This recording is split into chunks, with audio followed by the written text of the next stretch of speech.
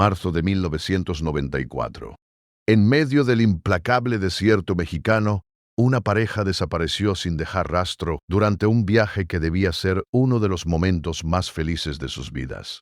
Ella estaba embarazada.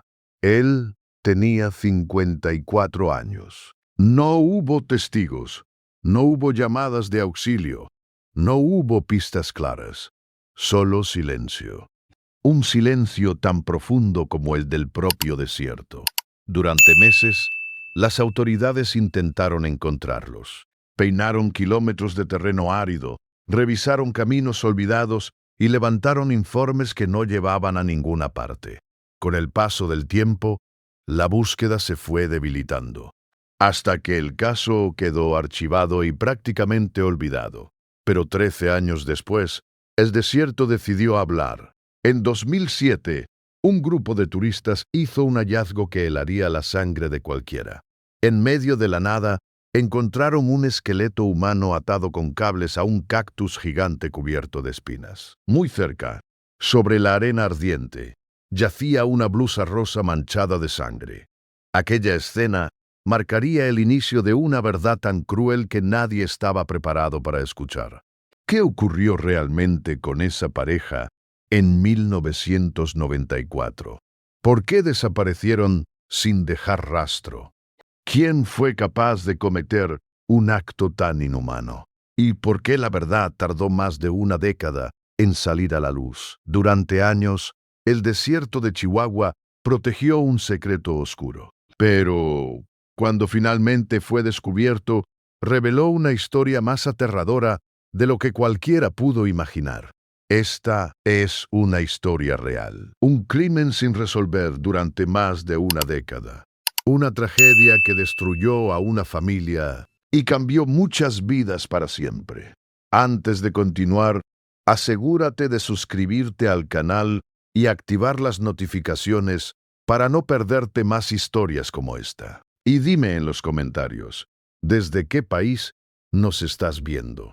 En marzo de 1994, el desierto de Chihuahua parecía infinito. El sol caía con una fuerza brutal, convirtiendo la arena en un horno natural. Bajo ese cielo inclemente caminaban Ethan Morrison, de 54 años, y Alice Patterson, de 46, tomados de la mano mientras se dirigían a su vehículo. Ese viaje no era cualquiera. Había sido planeado como una celebración íntima. Alice estaba embarazada. Después de años de intentos fallidos y tratamientos médicos, a los 46 años, finalmente cumpliría su sueño de convertirse en madre. La noticia había llenado de esperanza a ambos, y Etienne decidió organizar un viaje especial para celebrarlo. Etienne era un ingeniero jubilado de Phoenix, meticuloso y organizado. Había estudiado cada tramo del camino, cada desvío y cada parada. Alice, por su parte, era maestra de arte, una mujer sensible y apasionada que irradiaba felicidad desde que supo que estaba esperando un hijo. La mañana del 15 de marzo salieron de Tucson con destino a un pequeño pueblo mexicano, donde planeaban pasar 3 días en un hotel rústico, lejos del ruido de la ciudad. Querían tranquilidad, querían conexión, querían empezar una nueva etapa. El último contacto que tuvieron con el mundo exterior ocurrió a las 2:30 de la tarde. Ethan llamó a su hermano Marcus, en Phoenix, para decirle que todo estaba bien y que el paisaje era impresionante. La llamada se cortó de manera abrupta. Cuando Marcus intentó devolverla, ya no había señal. Nadie imaginó que esa sería la última vez que alguien escucharía sus voces. 3 días después, cuando Ethan y Alice no regresaron como estaba previsto, la familia entró en pánico. Marcus fue el primero en alertar a las autoridades. Se activaron protocolos de búsqueda y se dio aviso a las autoridades mexicanas. Pero el desierto de Chihuahua no es un lugar fácil de investigar. Helicópteros sobrevolaron miles de kilómetros cuadrados. Voluntarios recorrieron senderos conocidos. Se utilizaron perros rastreadores. Cada día que pasaba reducía las esperanzas. Una semana después, el vehículo de la pareja fue encontrado abandonado en una carretera secundaria, a casi 200 kilómetros del lugar donde se les había visto por última vez. El coche estaba intacto. Las llaves seguían en el encendido. Las pertenencias personales estaban dentro. No había señales de lucha. No había sangre. No había huellas claras. Pero tampoco había rastro alguno de Ethan y Alice. Era como si se hubieran desvanecido en el aire. Las investigaciones continuaron durante meses, pero poco a poco perdieron fuerza. No aparecieron testigos, no surgieron nuevas pistas, y el caso terminó siendo archivado como una desaparición sin resolución. Para las autoridades, era un expediente más. Para las familias, era una herida abierta. El desierto había devorado a la pareja, y parecía decidido a no devolverlos jamás. En el desierto, el tiempo no avanza como en las ciudades. Mientras el mundo cambia, las dunas permanecen inmóviles, ocultando secretos bajo capas de arena movidas por el viento. Durante 13 años, la historia de Ethan y Alice Morrison se convirtió en una leyenda local, la pareja que desapareció sin explicación. Pero en Phoenix, Marcus Marcion nunca dejó de buscar. A los 58 años, había convertido una habitación de su casa en una oficina improvisada llena de mapas, fotografías y reportes policiales. Se jubiló antes de tiempo como contador para dedicarse por completo a la búsqueda de su hermano y su cuñada. Contrató detectives privados, organizó expediciones anuales al desierto. Revisitó una y otra vez los mismos lugares. Cada año menos personas lo acompañaban. Para muchos, su búsqueda parecía una obsesión imposible. Pero para Marcus, rendirse no era una opción. Las autoridades, aunque educadas, ya no tenían respuestas. El caso había sido oficialmente cerrado en 1997. No había nuevas pistas. No había recursos. El desierto seguía en silencio. Mientras tanto, algo aguardaba pacientemente bajo el sol abrasador y las noches heladas. Algo que solo esperaba el momento adecuado para salir a la luz. Y ese momento llegaría cuando nadie lo esperaba. La mañana del 23 de octubre de 2007 amaneció despejada y seca en el desierto de Chihuahua. El aire era pesado, el cielo completamente azul, y el sol comenzaba a elevarse con fuerza, anunciando otro día abrasador. Un grupo de turistas alemanes, guiados por el experimentado Carlos Mendoza, había decidido internarse en una zona poco explorada del desierto. No buscaban aventuras extremas ni misterios ocultos. Su objetivo era mucho más simple: capturar fotografías únicas de la flora desértica, especialmente de los cactus gigantes que dominan el paisaje. Entre ellos se encontraba Klaus Weber, un fotógrafo profesional de 35 años, especializado en paisajes áridos. Klaus había viajado miles de kilómetros con la esperanza de obtener imágenes únicas para una próxima exposición internacional. Siguiendo una recomendación del guía, Klaus se alejó del grupo principal unos 500 metros. Mendoza le había mencionado un pequeño valle oculto donde crecían cactus centenarios con formas especialmente llamativas. El sol estaba en el ángulo perfecto. Era el momento ideal para fotografiar. Pero lo que Klaus encontraría allí no era arte natural, era una pesadilla. Al rodear una formación rocosa, Klaus se detuvo en seco. En el centro del pequeño valle se erguía un cactus saguaro de casi 4 metros de altura. A simple vista, parecía uno más entre tantos, hasta que Klaus se acercó un poco más. Entonces lo vio. Entre las espinas del cactus, sostenidos por cables oxidados pero aún firmes, se encontraban los restos de un ser humano. Un esqueleto completo estaba literalmente atado a la planta, como si hubiera sido ofrecido al desierto como un sacrificio macabro. La escena era perturbadora. Los cables de acero rodeaban el torso y las extremidades. Las espinas atravesaban los huesos. La postura del esqueleto sugería una lucha desesperada. Todo indicaba que aquella persona había muerto lentamente, atrapada, consciente y sufriendo. Klaus sintió que las piernas le temblaban. Intentó respirar hondo, pero el aire parecía no entrar. Giró la cabeza y, a unos 2 metros del cactus, distinguió algo parcialmente enterrado en la arena. Era un trozo de tela. Se acercó con cautela y descubrió una blusa rosa sin mangas, ajustada, con manchas oscuras que no dejaban lugar a dudas. Era sangre. A pesar del paso del tiempo, la prenda estaba sorprendentemente bien conservada. En ese momento, Klaus gritó. Carlos Mendoza llegó corriendo, seguido por el resto del grupo. Bastó una mirada para entender la gravedad de la situación. 2 de las turistas se descompusieron al instante. Otro retrocedió horrorizado. Mendoza, que llevaba décadas recorriendo el desierto, jamás había visto algo semejante. Sin perder tiempo, utilizó su radio para contactar a las autoridades mexicanas. Sabía que no se trataba de una muerte accidental ni de un hallazgo común. Estaban frente a un crimen brutal.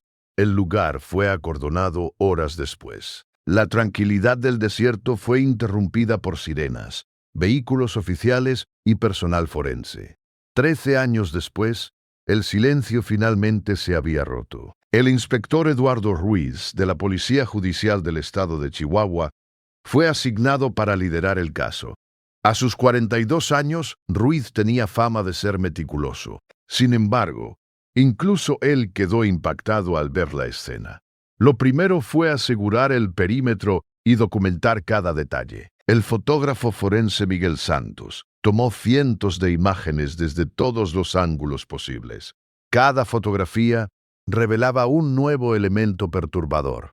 Los cables utilizados eran de acero revestido con plástico, un tipo comúnmente usado en actividades agrícolas. No eran improvisados. Habían sido llevados allí con un propósito claro. La médica forense, la doctora Flores, llegó al final de la tarde. La extracción de los restos fue lenta y compleja.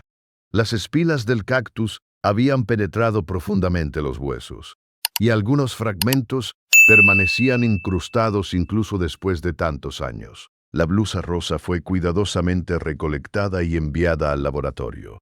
A pesar del tiempo transcurrido, las manchas de sangre aún podían contener información valiosa. Los desgarros en la tela sugerían violencia sexual.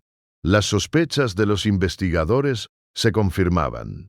La víctima había sufrido horrores antes de morir. Durante los primeros días, la identidad de la víctima era un misterio.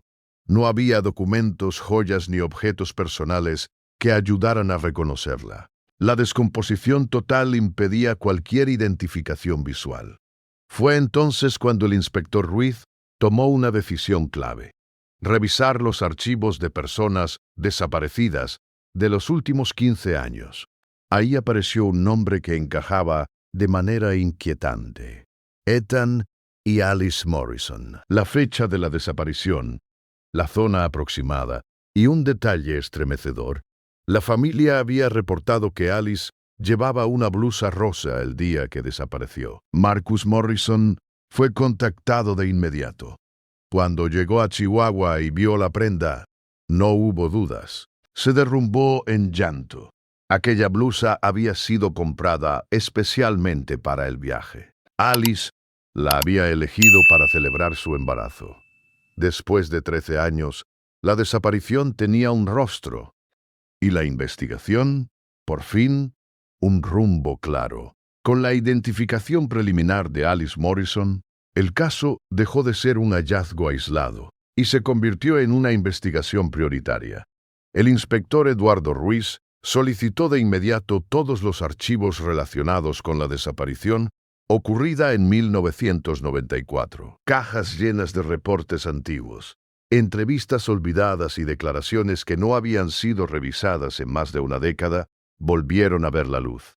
Cada hoja era analizada con una mirada distinta, como si el tiempo hubiese cambiado el significado de cada palabra. Fue durante esa revisión exhaustiva cuando un nombre comenzó a aparecer con demasiada frecuencia. Un nombre que, en su momento, no había sido tomado con la seriedad necesaria. Raymond Torres. En 1994, Raymond Torres tenía 52 años. Había sido pareja sentimental de Alice durante casi 2 años, entre 1991 y 1993. La relación terminó de forma abrupta y dolorosa, cuando Alice decidió dejarlo para casarse con Ethan Morrison. Durante la investigación original, Torres fue interrogado brevemente. Su testimonio parecía coherente y había presentado una coartada aceptable. En aquel entonces, nada parecía conectarlo directamente con la desaparición. Pero ahora, 13 años después, esos mismos testimonios se leían de otra manera. Varias amigas de Alice habían mencionado que, tras la ruptura, Raymond se volvió obsesivo. Aparecía sin aviso en su trabajo. La seguía por la calle y la llamaba insistentemente durante la madrugada. Sara Martínez, la mejor amiga de Alice, había declarado que Raymond la había amenazado en varias ocasiones. Según su testimonio, él le decía que nunca sería feliz con otro hombre y que nadie más la tendría. En su momento, esos comentarios fueron minimizados. Se interpretaron como celos comunes de una relación fallida. Ahora parecían advertencias. A medida que la investigación avanzaba, el perfil de Raymond Torres se volvía cada vez más inquietante. Tenía antecedentes por violencia doméstica contra 2 exparejas con condenas registradas en 1989 y 1992. Trabajaba como mecánico especializado en vehículos todoterreno y conocía profundamente la navegación en zonas desérticas. Poseía un vehículo 4x4 modificado, ideal para recorrer caminos difíciles y zonas aisladas. Demasiadas coincidencias. Pero lo más perturbador fue descubrir que Raymond conocía detalles precisos del viaje de Ethan y Alice. Sabía la fecha, la ruta aproximada y el destino final. ¿Cómo era posible? Cuando los investigadores intentaron localizar a Raymond Torres, se encontraron con una sorpresa aún mayor. 2 meses después de la desaparición de la pareja, Raymond se había mudado a México. Había adquirido una propiedad aislada en el estado de Sonora, a unos 300 kilómetros del lugar donde fue encontrado el cuerpo de Alice. Vivió allí durante casi una década, completamente fuera del radar. En 2003, vendió la propiedad y luego desapareció. Vecinos de la zona recordaban a un hombre solitario, agresivo, que evitaba el contacto con la comunidad. Algunos afirmaron haber escuchado gritos provenientes de la propiedad en distintas ocasiones, pero nunca se atrevieron a investigar. El miedo los mantuvo en silencio. La investigación dio un giro decisivo cuando se descubrió que Raymond Torres no había desaparecido realmente. Había hecho algo mucho más calculado. Había cambiado de identidad. Gracias a una red de contactos en el submundo mexicano, obtuvo documentos falsos y pasó a llamarse Ricardo Vega. Bajo ese nombre, se estableció como ganadero en una región remota del estado de Sinaloa. Vivía aislado, lejos de ciudades, lejos de miradas curiosas, pero no lo suficientemente lejos. A través de registros bancarios, transacciones inmobiliarias y cooperación con autoridades estadounidenses, el inspector Reed logró rastrear sus movimientos. El pasado había alcanzado finalmente a Raymond Torres. Dada la peligrosidad del sospechoso, la operación fue planeada con extremo cuidado. Torres tenía historial violento y era muy probable que estuviera armado. Un equipo especial de la Policía Federal Mexicana fue movilizado. El 15 de diciembre de 2007, las autoridades rodearon el rancho donde Raymond vivía bajo su falsa identidad. La propiedad estaba ubicada en una zona montañosa, accesible únicamente por un camino de tierra estrecho, un lugar elegido estratégicamente. Cuando los agentes se acercaron, Raymond intentó huir a pie por las montañas. A pesar de su edad, aún conservaba fuerza física, pero años de alcoholismo y aislamiento habían pasado factura. Tras varias horas de persecución, fue capturado. Tenía 65 años. Al ser esposado, no dijo una sola palabra. El registro del rancho reveló una verdad aún más oscura. En un galpón trasero, los investigadores encontraron decenas de fotografías de Alice tomadas sin su consentimiento durante los meses previos a la desaparición. Imágenes de ella saliendo de casa, caminando por la calle, entrando a su trabajo. Estaba siendo vigilada. Pero eso no era lo peor. También encontraron un diario, un cuaderno lleno de anotaciones obsesivas, donde Raymond había documentado cada movimiento de Alice y Ethan. Había registrado rutinas, conversaciones telefónicas que aparentemente interceptaba y un plan detallado del secuestro. Cada página mostraba una mente consumida por los celos y la venganza. Entre sus pertenencias también apareció el mismo tipo de cable de acero usado para atar a Alice al cactus, y herramientas que sugerían algo aún más inquietante.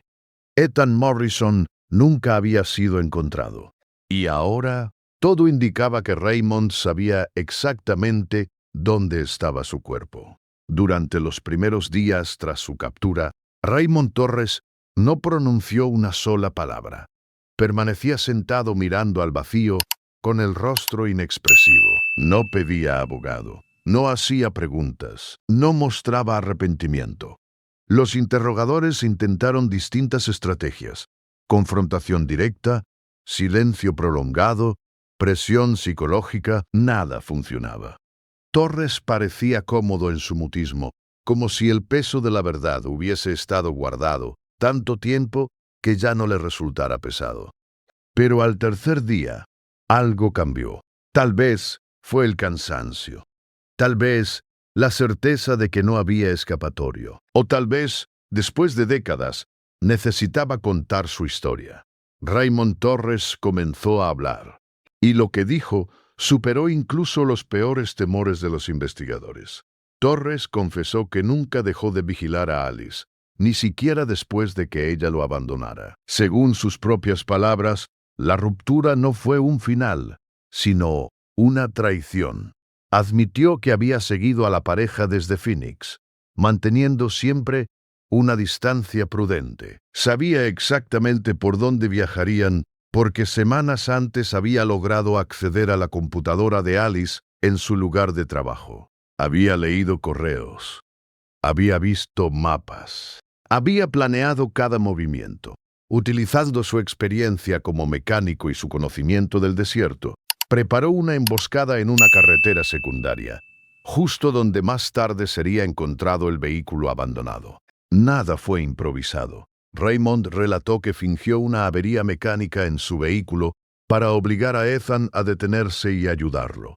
Cuando Ethan bajó del coche, confiado y sin sospechar nada, Torres lo atacó por la espalda con un bate de béisbol. El golpe fue tan fuerte que lo dejó inconsciente de inmediato. Alice, embarazada y en estado de shock, no pudo defenderse. Fue reducida rápidamente, amordazada y subida al vehículo de Torres. Desde ese momento, el viaje se convirtió en una pesadilla sin salida. Torres los llevó a un punto remoto del desierto, a unos 50 kilómetros de la carretera, donde había preparado con anticipación un campamento improvisado. Allí comenzó el horror. Según la confesión, Ethan fue ejecutado el primer día. Torres le disparó en la cabeza, sin decir una palabra más. No hubo discusión, no hubo explicación. Luego enterró su cuerpo en una fosa poco profunda, convencido de que jamás sería encontrado. Pero Alice fue mantenida con vida. Torres confesó que retuvo a Alice durante casi una semana. Durante esos días, la sometió a torturas físicas y psicológicas constantes. La humilló, la golpeó, la privó de comida y agua. Pero lo más perturbador fue su necesidad de control. La obligó a escribir una carta pidiéndole perdón por haberlo dejado.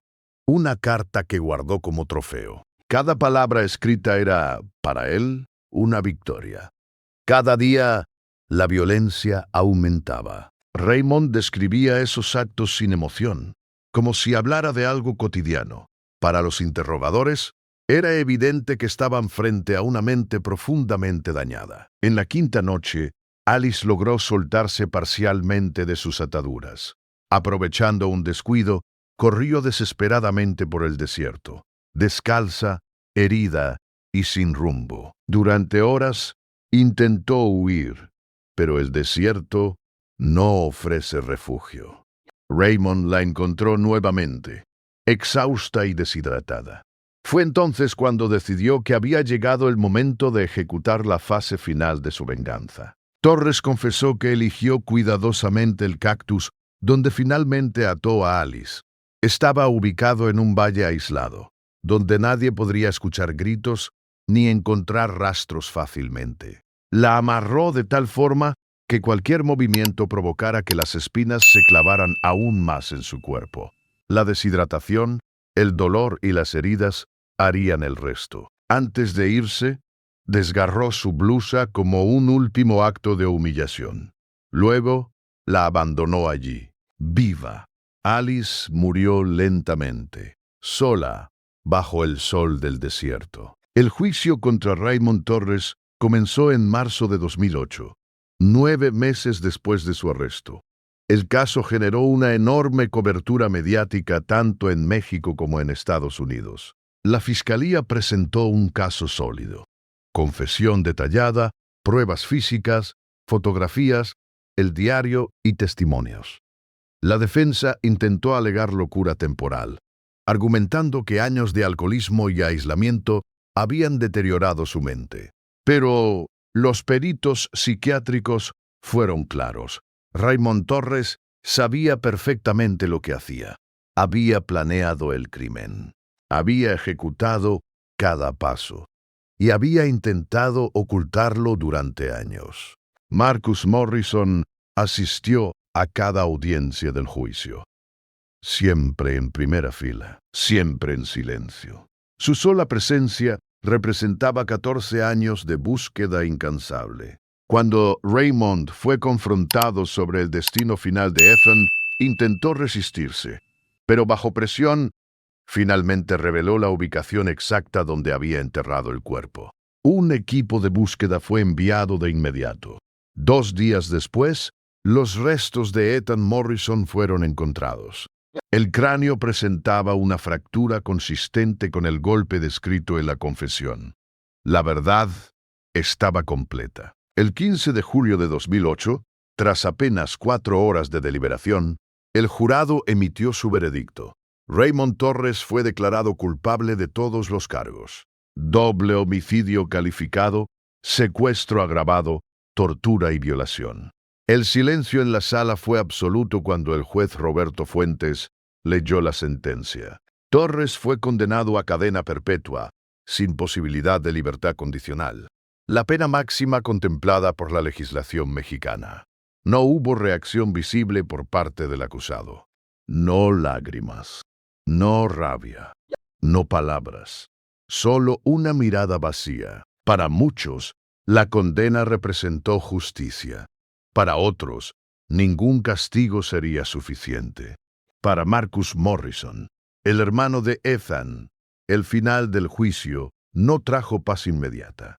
Durante 14 años había vivido impulsado por una sola idea: descubrir la verdad. Y ahora que la tenía, era demasiado dolorosa. Conocer los detalles del sufrimiento de Alice y Ethan lo destrozó emocionalmente.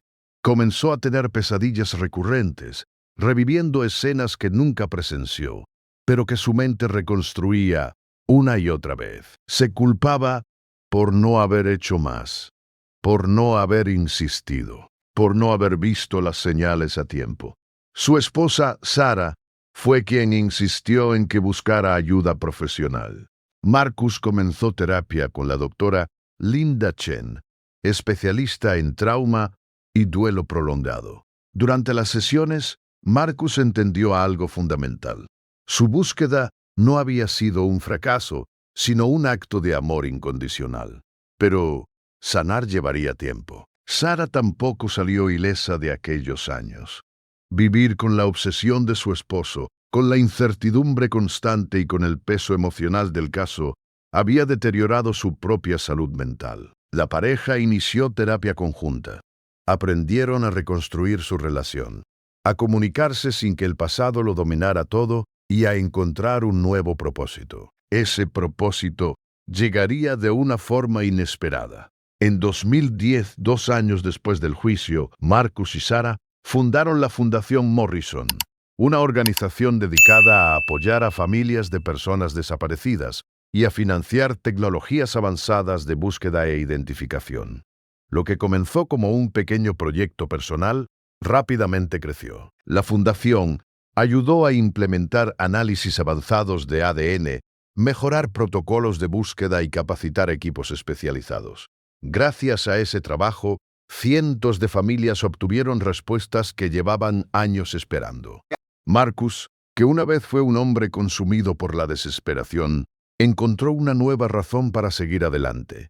15 años después del hallazgo en el desierto de Chihuahua, el caso Morrison se convirtió en un referente internacional en investigaciones de crímenes transfronterizos. El inspector Eduardo Ruiz fue reconocido por su trabajo y comenzó a colaborar como consultor en casos similares alrededor del mundo. Pero quizás el impacto más importante fue social. El caso expuso fallas graves en cómo se trataban las denuncias de acoso y violencia doméstica. Raymond Torres había mostrado señales claras de comportamiento obsesivo y violento, pero no fueron tomadas en serio en su momento. Como consecuencia directa, varios estados en Estados Unidos actualizaron leyes y protocolos de protección para víctimas de acoso. En el lugar exacto donde Alice fue encontrada, se instaló un pequeño memorial. Una placa discreta, autorizada por las autoridades mexicanas, recuerda no solo a Alice y Ethan Morrison, sino también a todas las víctimas de violencia que nunca fueron encontradas. Es de cierto que una vez ocultó la verdad, ahora guarda memoria. Raymond Torres permanece recluido en la Penitenciaría Federal de Almoloya. A los 80 años, rara vez recibe visitas. Guardias reportan que sufre demencia progresiva y que a menudo habla solo, mencionando el nombre de Alice como si ella aún estuviera viva. Nunca pidió perdón. Nunca mostró arrepentimiento.